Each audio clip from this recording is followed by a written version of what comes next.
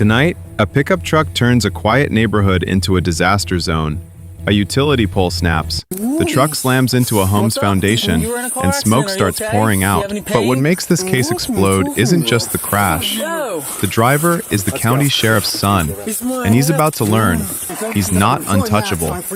You'll hear officers trying to wake him up, get him out safely, and keep an entire building from becoming a fire scene while he's confused, aggressive, and physically fighting back. And later at the station, what police allegedly find in the truck turns this from a DUI into something much bigger. Hey, you okay in there? He's going about 50 miles. Is he still in there? Yeah, he's moving.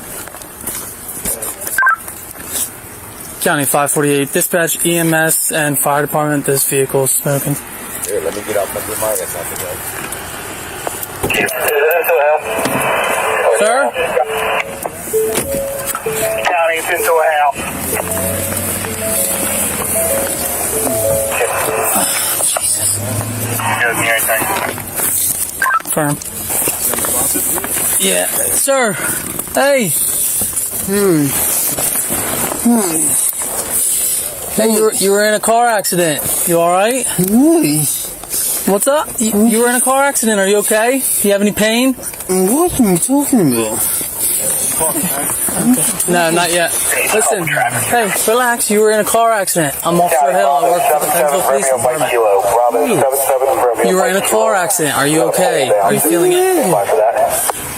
Are you feeling any pain? No. Okay. What are you talking about? You were in a car accident, sir. When? Right now. Well. Put this down. Listen, don't move. Just relax, okay? Don't move too much. Just relax. 14, I'm coming in off East Pittsfield working TV. Just relax. You were in a car accident. Yes, I'm paying. You were in a car accident, sir. Where? Right here. Are you in any pain? No. You want me to try to get him out, or he's not really answering any questions? He's confused and out of it.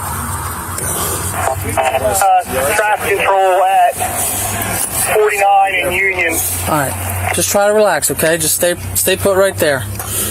Yeah, we go or what? Listen. Stop. What, man? Don't move too much. I don't know if you have any injuries. Okay, all right, listen.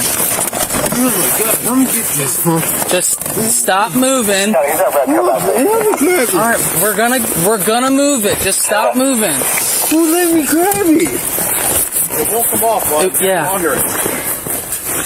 Listen, take your seatbelt off. Take your seatbelt off.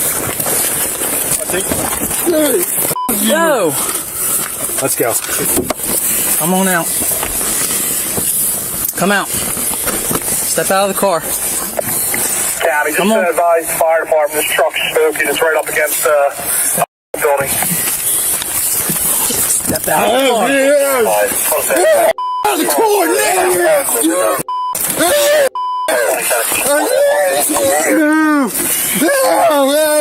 Drag him away from the car. Dude.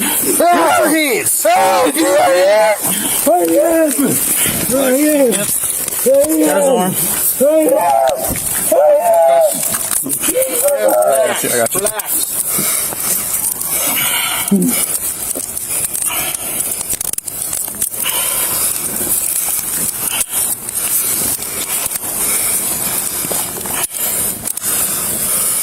say he comes back here? I don't even know. Guys, you saying the truck comes back door now? I'm so sorry. It's only a matter of time for you to kill somebody. Dude, man, how do you kill someone? What are you talking about? You drive around I don't see what I'm supposed to. I'm trying to pull my pants up. What are you doing? I'm trying to pull my pants up. You're fucking joking.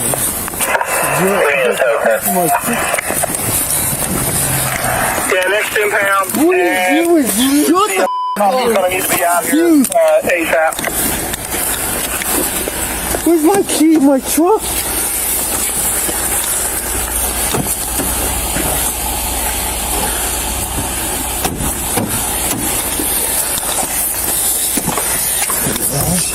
Hey. How do I Put your feet in. How do I put this in? Put your feet in. Yo, I can't put my hands in. God, how is he always a pain in the Alright, you pull over.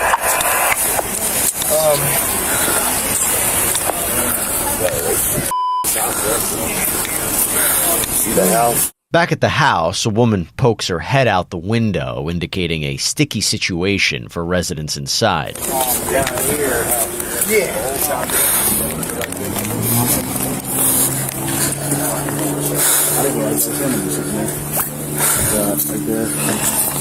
Good?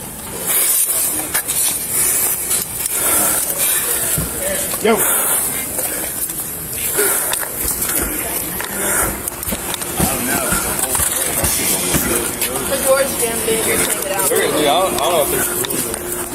Say that again. Someone's static 5-3. Over the car. Okay. Also contact, I believe it's going to be for construction code. We're going to need him to come out here. The integrity of this house has been compromised.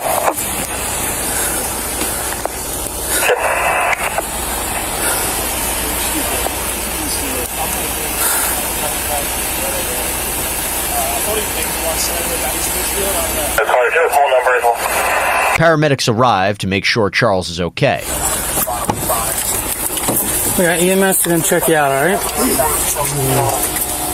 Our confused culprit is cleared by paramedics before police take him to the station. Can you push me a little bit? Whoa. Thank you. Sorry, buddy. Thank you. Seriously, thank you. I hear you. Watch your legs. Well, I do not. Watch your feet.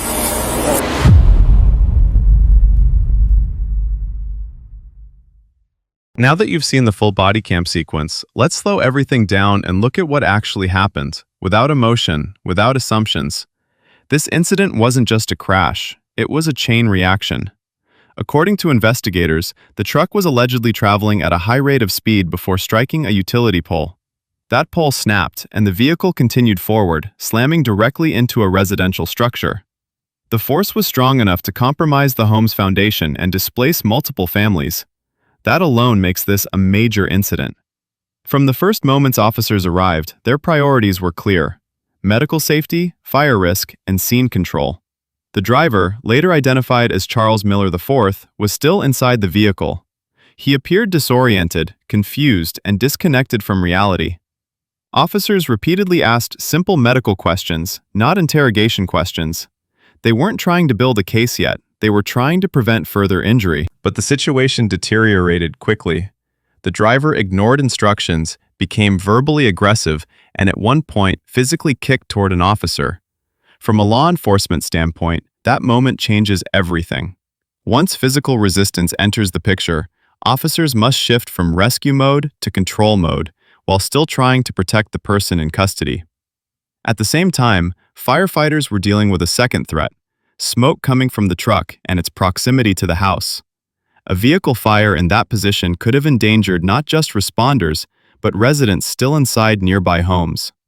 This wasn't chaos because officers caused it. It was chaos because the situation itself was unstable. After paramedics evaluated the driver and cleared him medically, police were able to move forward with standard procedure, transporting him to the station for further investigation. And that's where the case widened. Officers later reported discovering multiple controlled substances inside the vehicle, including heroin, crack cocaine, and prescription pills.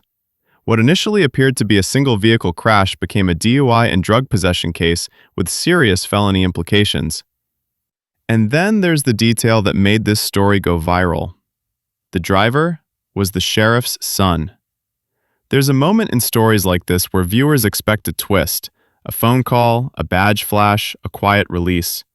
That moment never comes. Despite the driver's last name, the officers on scene treated this exactly as they would any other serious crash involving suspected impairment and resistance. There's no evidence in the footage of special treatment, shortcuts, or interference. And that's important, because public trust depends on it. The idea of being untouchable doesn't usually come from nowhere. It often grows in environments where authority feels inherited, where consequences seem negotiable. But reality doesn't work that way. Physics doesn't care who your father is. Concrete foundations don't bend for family names. And criminal charges don't disappear because of reputation. One of the most revealing moments comes at the end, when the driver calls his mother, not his sheriff father. That choice tells a quiet story. When power disappears, people reach for safety, not status. It's easy to focus on the driver. It's harder, but more important, to remember who else was affected. Families were displaced. Homes were damaged. A neighborhood was shut down in the middle of the night. People who had nothing to do with this crash suddenly had to worry about where they would sleep. Those consequences rarely make headlines, but they're real. This is why DUI cases are treated so seriously.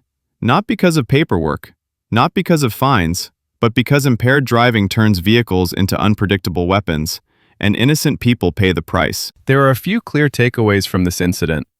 First, impairment strips away judgment fast. Confusion, aggression, denial, these are patterns officers see repeatedly in DUI cases. Second, resisting or escalating only compounds the outcome. What could have remained a medical response became a physical confrontation because of non-compliance. Third, status doesn't shield behavior. The system doesn't work perfectly, but when it works correctly, names don't matter, actions do. Fourth, the harm extends far beyond the driver. Property damage, displacement, and community risk are part of the real cost. If you're watching this channel, our goal isn't to shame anyone or glorify police encounters. It's to slow these moments down, to understand how situations escalate, why decisions matter, and what real-world consequences look like when things go wrong. If you find value in calm, fact-based breakdowns of real body cam footage, consider subscribing. Your support helps us keep analyzing these cases with context, not just headlines. And if you think this case was intense, the next one raises an even harder question. What happens when officers arrive at a scene where everyone claims innocence, but the body cam tells a very different story? That breakdown is coming up next. Stay with us.